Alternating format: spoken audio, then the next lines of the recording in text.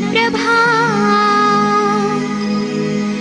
भासत्पादनकेन्दव प्रवचना बोधिन्दवस्थायिना ये सर्वे जिनसिद्धसूर्यनुभूतास् ते पाठका साधवा स्तुत्या योगिजनैश्च पञ्चगुरुवा कुर्वन्तु ते मङ्गलम् कुर्वन्तु मे मङ्गलम्। सम्यग्दर्शनबोधवृत्तममलम् रत्नत्रयं पावनम् मुक्तिश्रीनगराधिनाथजिनपत् युक्तोपवर्गप्रदा धर्मसुक्तिसुधा च चैत्यमखिलम् चैत्यालयं श्रालयम् प्रोक्तं च त्रिविधं चतुर्विधममी कुर्वन्तु ते मङ्गलम् कुर्वन्तु मे मङ्गलम्।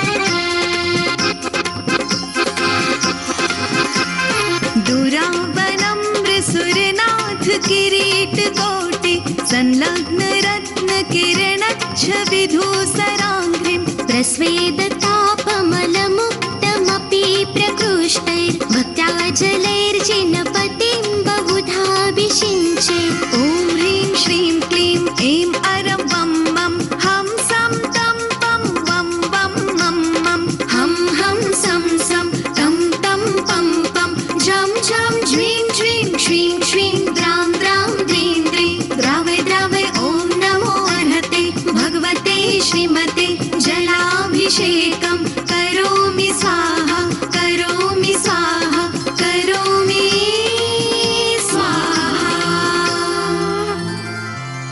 उदक चंदन तंदुल पुष्पैश्चरु सुदीप सुधूप फलार्घ्यकै धवल मंगल गान रवाकुले जिन गृहे जिन नाथ महं यजे।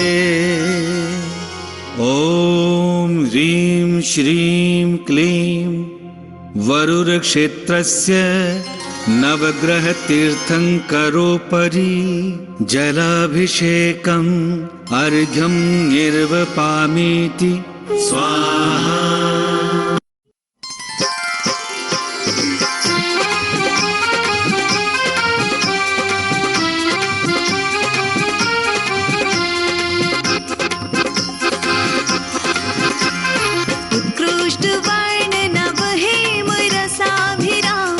देह प्रभावलय संगमलुप्तदीप्तिं धराङ्कृतस्य शुभगन्धगुणानुमेयां वन्देर्हतां सुरभिसंस्नपनोपयुक्ताम् ॐ ह्रीं श्रीं क्लीं ऐं अरं वं वं हं सं तं पं वं वं मं मं हं हं सं सं तं तं पं पं झं झं ज्वीं ज्वीं श्रीं श्रीं द्रां द्रां द्रीं द्रीं द्रावय द्रावय ॐ नमो अर्हते भगवते श्रीमते घृताभिषेकं करोमि स्वाहा करोमि स्वाहा करोमि स्वाहा। उदक चंदन तंदुल पुष्पैश्चरु सुदीप सुधूप फलार्घ्यकै धवल मंगल गान रवाकुले जिन गृहे जिन नाथ महं यजे। ॐ ह्रीं श्रीं क्लीं वरुरक्षेत्रस्य नवग्रहतीर्थंकरोपरि घृताभिषेकम् अर्घ्यं निर्वपामीति स्वाहा।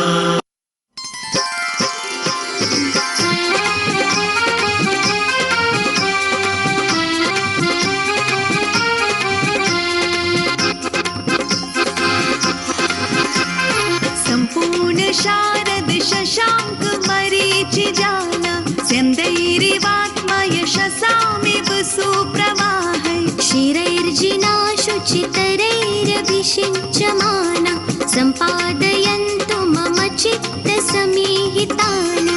ॐ ह्रीं श्रीं क्लीं ऐं अरं वं मं हं सं तं पं वं वं मं मं हं हं सं सं तं तं पं पं झं झं झ्रीं झ्रीं श्रीं श्रीं द्रां द्रां द्रीं द्रीं द्रावय द्रावय ॐ नमो अर्हते भगवते श्रीमते दुग्धाभिषेकं करोमि स्वाहा करोमि स्वाहा करोमि स्वाहा। उदक चंदन तंदुल पुष्पैश्चरु सुदीप सुधूप फलार्घ्य धवल मंगल गान रवाकुले जिन गृह जिन नाथ महं यजे। ॐ ह्रीं श्रीं क्लीं वरुरक्षेत्रस्य नवग्रह तीर्थंकरोपरि दुग्धाभिषेकम् अर्घ्यं निर्वपामीति स्वाहा।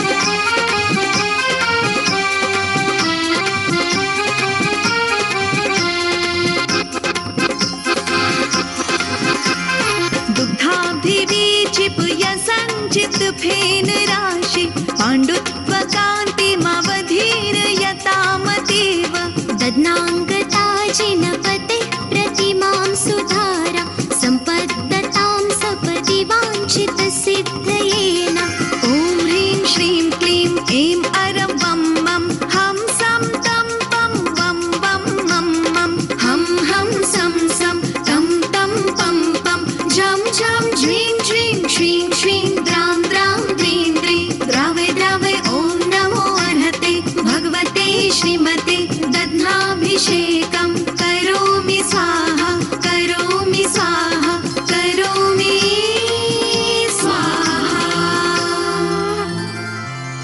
उदक चंदन तंदुल पुष्पैश्चरु सुदीप सुधूप फलार्घ्य धवल मंगल गान रवाकुले जिन गृह जिन नाथ महं यजे। ॐ ह्रीं श्रीं क्लीं वरुरक्षेत्रस्य नवग्रह तीर्थंकरोपरि दध्नाभिषेकम् अर्घ्यं निर्वपामीति स्वाहा।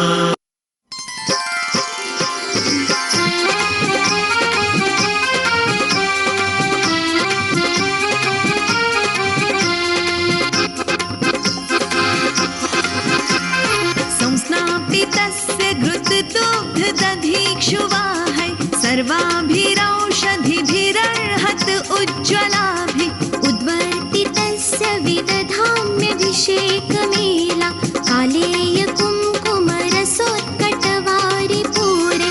ॐ ह्रीं श्रीं क्लीं ऐं अरं वं मं हं सं तं पं वं वं मं मं हं हं सं सं तं तं पं पं झं झं झ्रीं झ्रीं श्रीं श्रीं द्रां द्रां द्रीं द्रीं द्रावय द्रावय ॐ नमो अर्हते भगवते श्रीमते सर्वौषध्यभिषेकं करोमि स्वाहा करोमि स्वाहा करोमि स्वाहा।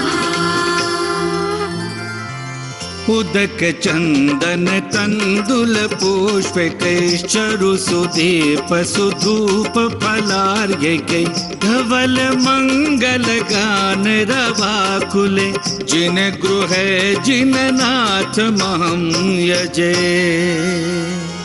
ॐ ह्रीं श्रीं क्लीं वरुरक्षेत्रस्य नवग्रह तीर्थंकरोपरि सर्व औषधि अभिषेकम् अर्घ्यं निर्वपामीति स्वाहा।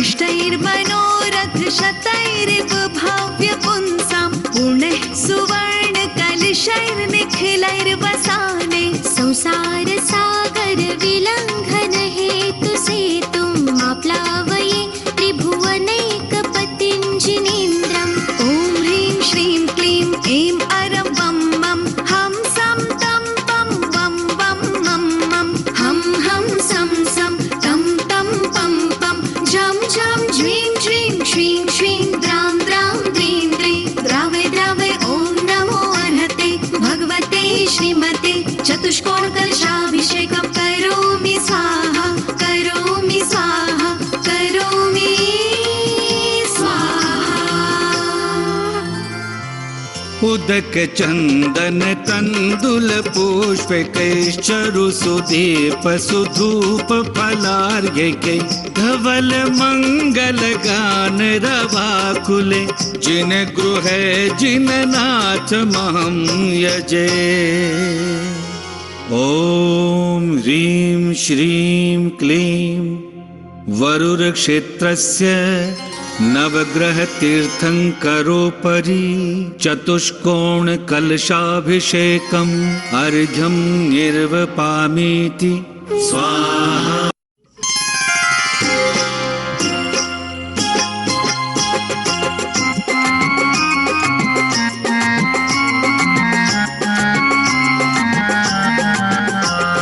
संशुद्ध शुद्ध्या परया विशुद्ध्या कर्पूर सम्मिश्रित चन्दनेन जिनस्य देवासुरपूजितस्य विलेपनं चारु करोमि भक्त्या विलेपनं चारु करोमि भक्त्या।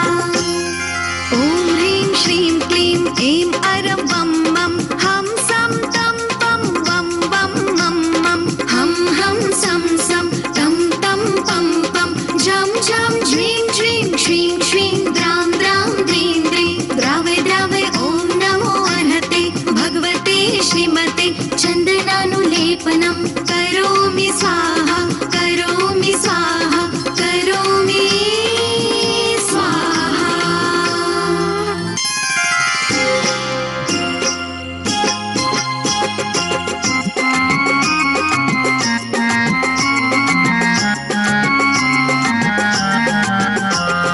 वासन्तिका जाति सुरेन्द्र वृन्दैर्वधूक वृन्दैरपि चम्पकाद्यैः पुष्पैरनेकैर्लेभिर्हुताग्रे श्रीमज्जिनेन्द्राग्रिं योगं यजेऽहं श्रीमज्जिनेन्द्राग्रिं योगं यजेऽहम्।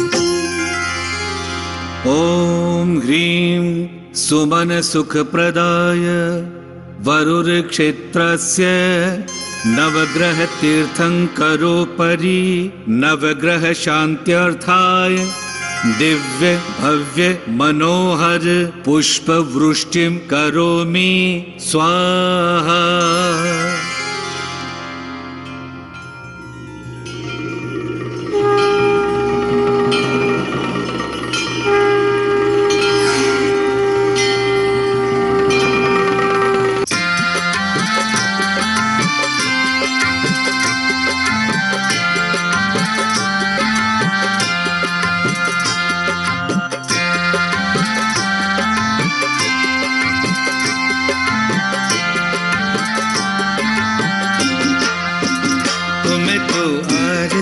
उतारूं रे 24 जिनवर की मैं तो आरती उतारूं रे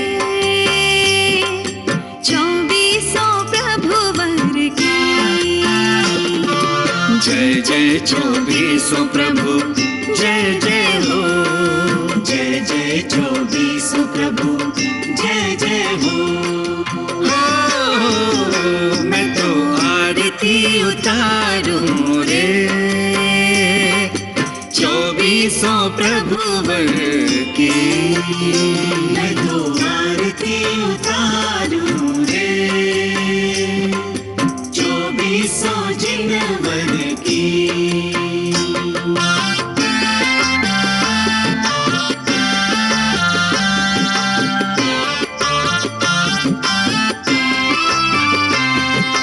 दधि जल अक्षत और पुष्प चढ़ाऊं जिनवर को, प्रतिदिन आदर से दीपक दिखाऊं जिनवर को।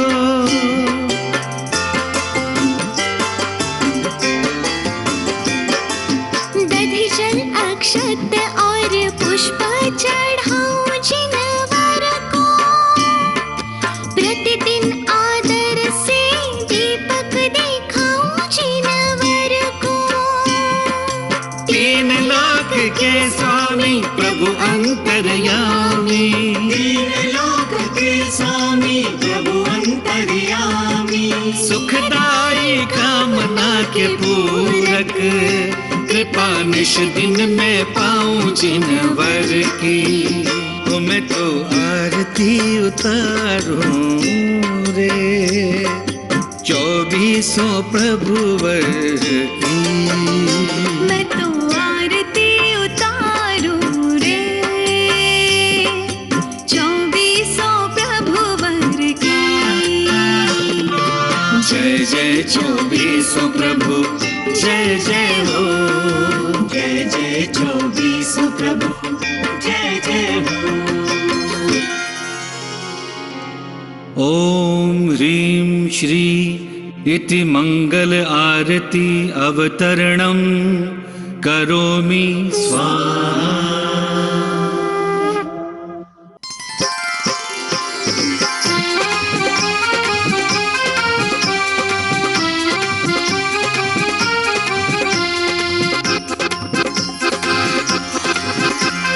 द्रव्यैरनल्प घनसार चतुस्समादे, रामोदवासित समस्त दिगंतरालय। मिश्रीकृतेन पयसा जिनपुङ्गवानां, त्रैलोक्य पावनमहं स्नपनं करोमि।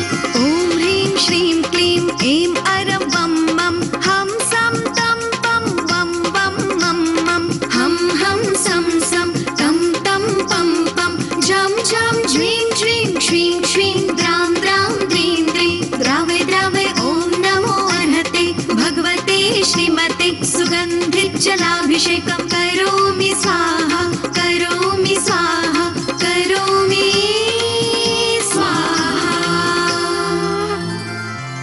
उदक चंदन तंदुल पुष्प कैश्चरु सुदीप सुधूप फलार्घ्य के, धवल मंगल गान रवाकुले, जिन गृह जिन नाथ महं यजे।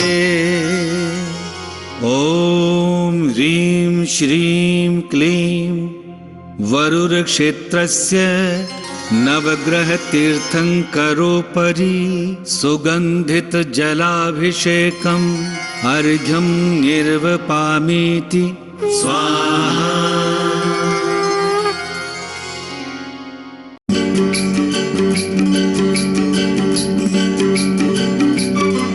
मेरी सबसे बड़ी पूजा गुरु के पद वंदन है, मेरी सबसे बड़ी पूजा गुरु के पद वंदन है। ये रजगुरु चरणों की, ये रजगुरु चरणों की माथे का चंदन है। मेरी सबसे बड़ी पूजा गुरु के पद वंदन है, मेरी सबसे बड़ी पूजा गुरु के पद वंदन है।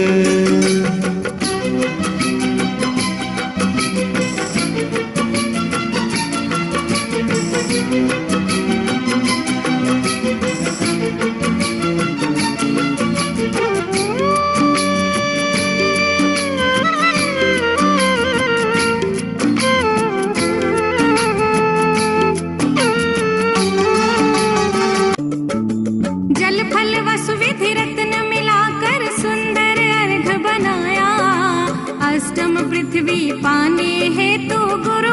चरण चढ़ाया। राष्ट्र संत गुणधर नंदी गुरु नवग्रह तीर्थ प्रणेता, जन जन के तुम ही हितकारी मोक्ष मार्ग अभिनेता। जय जय जय गुणधर नंदी गुरु की जय। जय जय जय गुणधर नंदी गुरु की जय। ओम ह्रीं आचार्य श्री गुणधर नंदी चरणेभ्यो अनर्घ्य पद प्राप्तये अर्घ्यम निर्वपामीति स्वाहा। चिंतामणि पार्श्वनाथ का दरबार है। प्रभु के चरणों में कोटि कोटि वंदन है। सर्व कार्यदायक सर्विच्छेद फलदाता के चरणों में कोटि वंदन करते हुए जलाभिषेक शुरू करें। ओम ह्रीं श्रीं क्लीं ऐं अरहं वं मं मं सं सं तं तं पं पं जं जं झिं झिं छिं छिं त्रं द्रं द्रं मूर्ते भगवते श्रीमते जला पवित्र जलेन जलाभिषेकं कुरुमी स्वाहा। ओम ह्रीं श्रीं क्लीं ऐं अरहं वं मं मं सं सं तं तं पं पं पं जं जं झं झं द्रं जलाभिषेकं करोमि स्वाहा। दुग्धाभिषेक। ओम ह्रीं श्रीं क्लीं अरहं वं मं सं सं तं तं पं पं मं मं जं जं झिं झिं छिं छिं द्रां द्रां द्रीं द्रीं द्रावय द्रावय। ओम नमो रते भगवते पवित्र दूधेन जिनाभिषेकं करोमि स्वाहा। जिनाभिषेकं करोमि स्वाहा। ओम ह्रीं श्रीं क्लीं ऐं अरहं वं मं सं सं तं तं पं पं जं जं झिं झिं भगवान के चंदनम अभिषेकं करोमि स्वाहा। पवित्र चंदन जनाभिषेकं करोमि स्वाहा। ओम नमो रते भगवते श्रीमते प्रक्षणाशेषकमसाय दिव्य तेजोमूर्ते नमः। श्री शांतिनाथ पार्श्वनाथाय सर्व पाप प्रणाशनाय सर्व विघ्ननाशनाय सर्व रोगोपमृत्यु विनाशनाय सर्व चामराम नाशनाय। ओम राम ह्रीं रूम राशियावसाम सगुणधर नाम देश सर्व शांतिं कुरु तुष्टिं कुरु पुष्टिं कुरु रिद्धिं सिद्धिं संपदां कुरु सर्वारोग्य संपदां कुरु ह्रीं वशेट नमः स्वाहा। संपूजकानां प्रतिपालकानां यतेन्द्र सामान्य तपोधनानां देशस्य राष्ट्रस्य पुरस्य राज्ञं करोति शांतिं भगवान् जिनेन्द्रः। बोले चिंतामणि पार्श्वनाथ भगवान की जय। जय उदक चंदन तंदुल पुष्पकैं चरुसदीप साधुपफलार्घ्यकैं धवल मंगलम गानरेवांकुले जिनग्रहे जिननाथमहं जय। ओम ह्रीं अरहत प्रमेतेभ्यो जलादि अर्घ्यं निरुपामिति स्वाहा। अब चलिए महाफलार्चना। ओम ह्रीं श्री पार्श्वनाथाय धरणेन्द्र पद्मावती सहिताय ठमलवर्यं चाम छिं छुम छुम च कलिकोंड दंड स्वामीनाथुल वीर पराक्रमाय मम शाक्न्यादि वैशम कुरु आत्मविद्यां रक्ष रक्ष परविद्यां चिंचिंद विमिंद। ओम फट स्वाहा। ओम ह्रीं श्री चिंतामणि पार्श्वनाथ जिनेन्द्राय सकल रोग शोक भयराय सकल निवारणार्थाय दिव्य भव्य महाफलार्चनम करोमि स्वाहा। भगवान चिंतामणि पार्श्वनाथ को चरणों में वंदन करते हुए सकल रोग शोक बाधाएं दूर हो।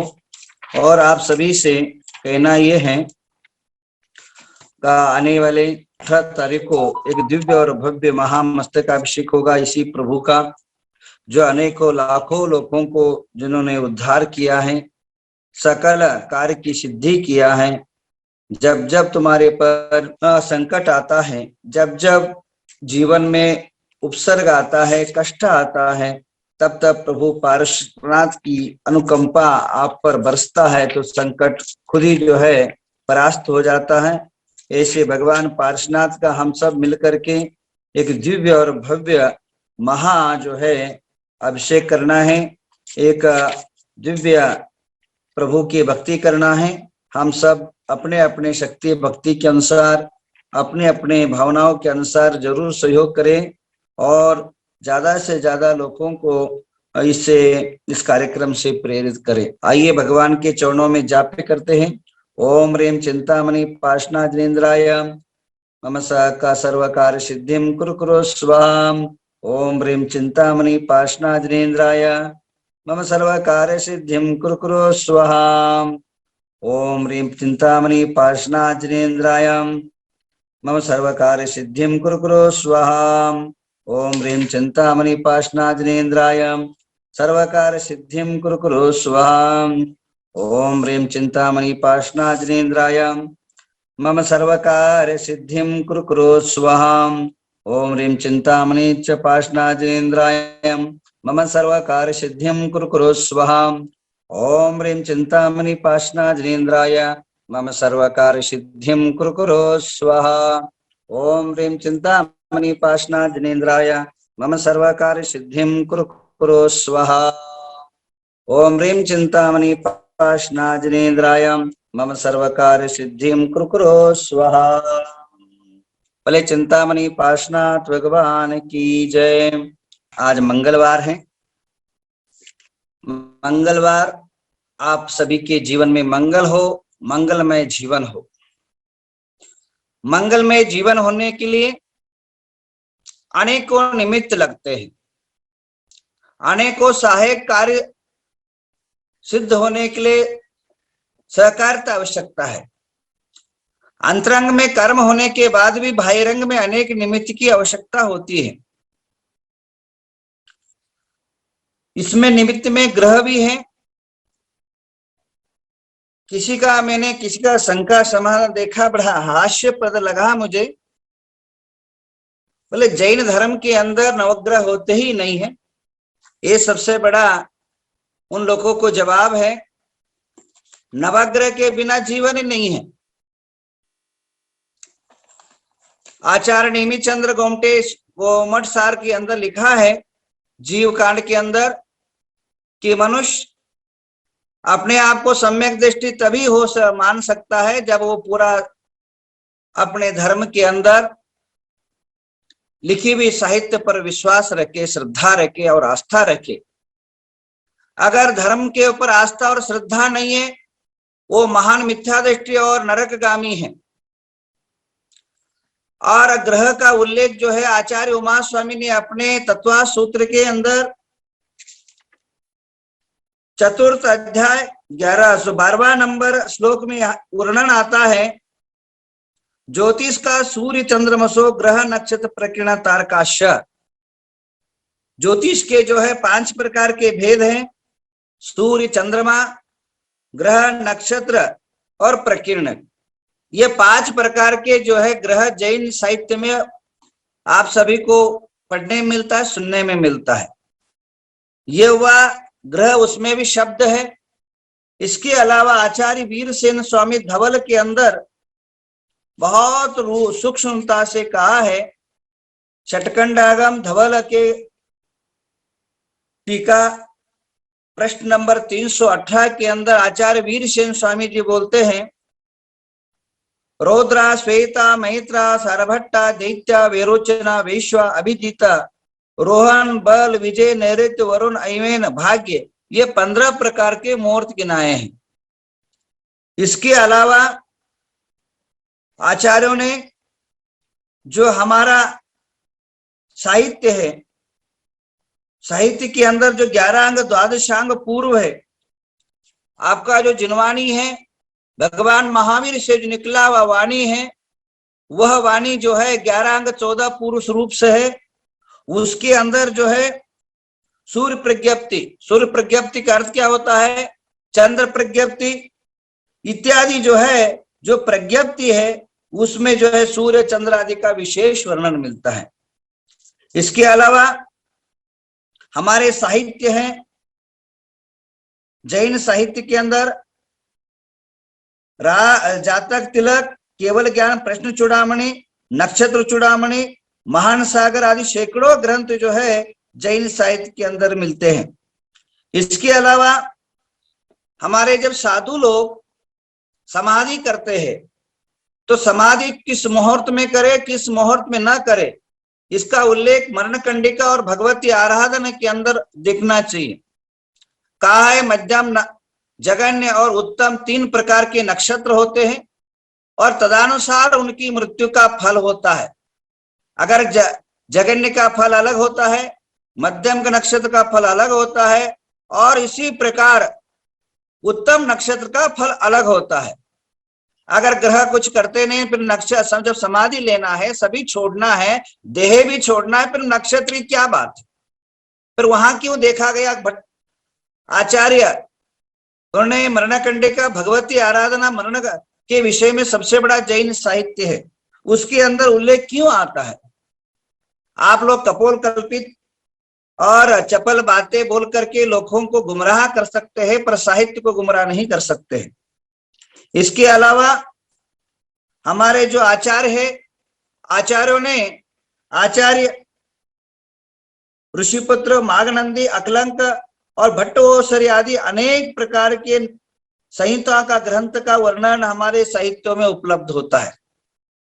इसके अलावा भद्रबाहु स्वामी को आपको सामान्य लोगों को इतना ज्यादा जानकारी नहीं रहती। सामान्य जानकारी के बारे में आपको बताऊं कि जब आचार्य भद्रबाहु स्वामी कर्नाटक में पधारे, उत्तर भारत में थे और उनको जो है निमित्त से पता पड़ा कि उत्तर भारत के अंदर दुष्काल होने वाला है।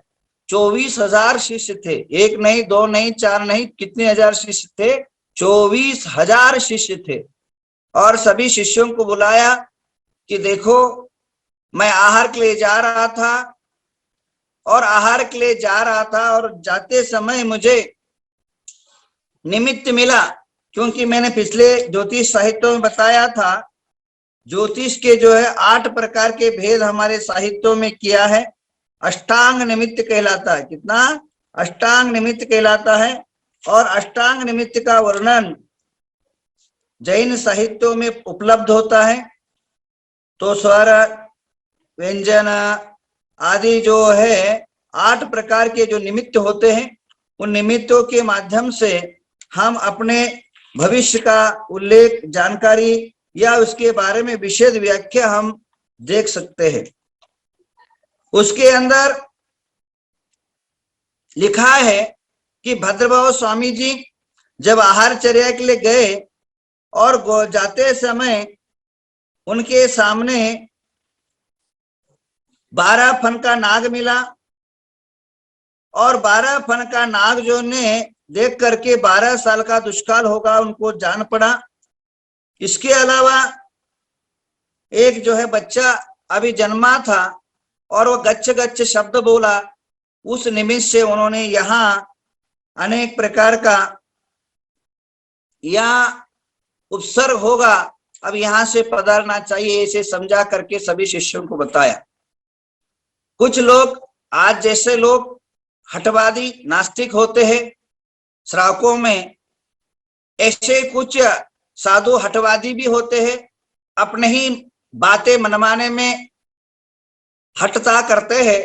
तदनुसार 24,000 में से 12,000 लोगों ने माना हम आपके साथ व्यवहार करेंगे, हाँ, बाकी ने मना कर दिया।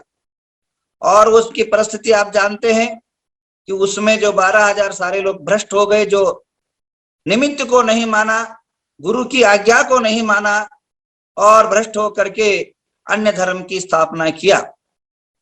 उस समय चंद्रगुप्त मौर्य का बड़ा उल्लेख मिलता है। चंद्रगुप्त मौर्य को 14 स्वप्न मिला। तो 14 स्वप्नों में जो उस टाइम स्वप्न देखा था, वो अभी सपने का सारा उल्लेख, क्योंकि अष्टांग में स्वप्न भी एक ज्योतिष का ये है, क्योंकि 8 प्रकार के माध्यम से हम भविष्य जान सकते, इसको अष्टांग कहा।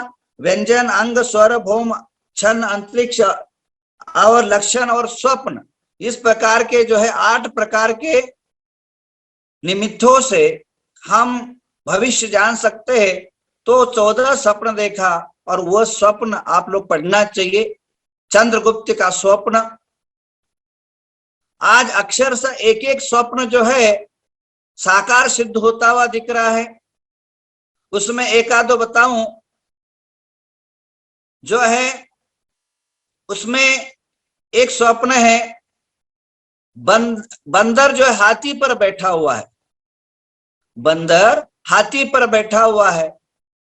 अब कलयुग के अंदर उत्तम जाति के राजा कम बनेंगे, ऐसे उसके अंदर फलार्थ होता है।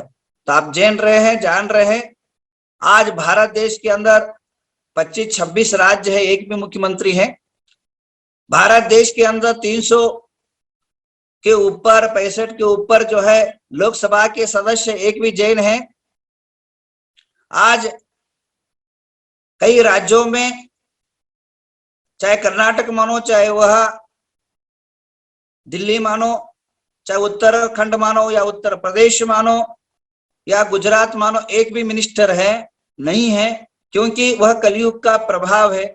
और ऐसे 14 स्वप्न है और पूरी भारत भर में जैन समाप्त होगा और समाप्त होता होता इतना समाप्त हो जाएगा केवल 2 ही लोग बच जाएंगे।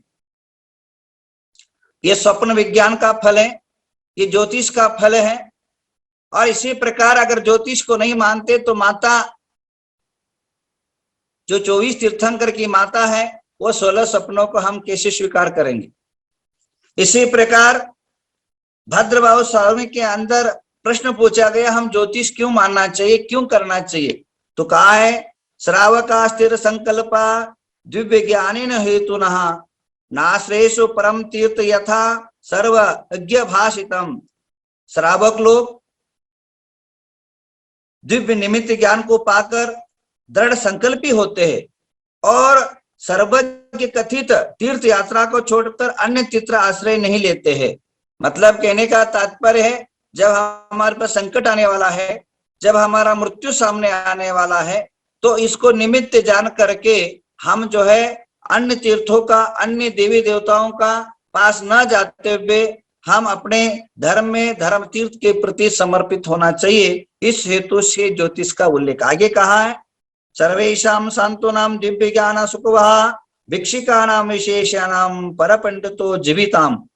दिव्य ज्ञान अष्टांग निमित्त सब जीवों को सुख देने वाला है और परपिंडोपजीवी साधु को विशेष रूप से सुख देने वाला। भिक्षुनाम विशेष, साधु लोग जो है पराश्रित होते हैं, भले कहने में स्वतंत्र है, पर जितना जैन साधु परतंत्र है उतना और कोई नहीं है। श्रावक के भिक्षा जाना चाहिए, अगर श्रावक आहार क्रिया करे तो ही भिक्षा हो सकता है। कहीं जाना है, श्रावक हो तो जा सकता है। तो श्रावकों के लिए और साधु के लिए विहार निहार और जीवन की उपजाऊ के लिए ये निमित्त परम आवश्यक है।